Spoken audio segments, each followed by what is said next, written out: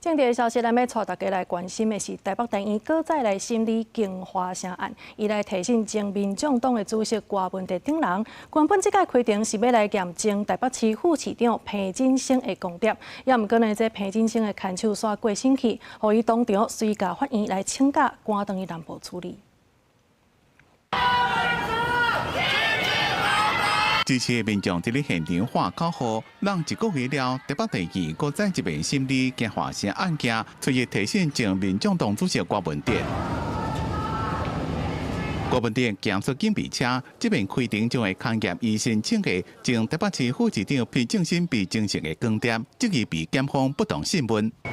洪副自己有觉得有不正讯问的问题吗？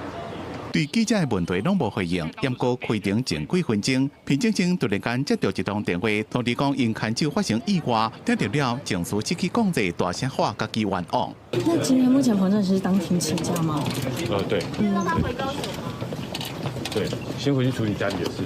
法院另外开庭，和彭正新的心情小可加平复，用法院请假核准了，伊随赶登去南部。消防接到报案，也牵手对徛街楼顶摔来，当场死亡。今天彭副要开庭，然后突然发生了这样子的噩耗，那真的很让人难过。然后协助家属要做善后。 对这样突然间的意外，法院照常开庭，解做厘清其他被告也有专家会议记录等内容。因为原本会留郭文德申请的勘验另外开发前董事长朱家虎的精神光碟是未受影响。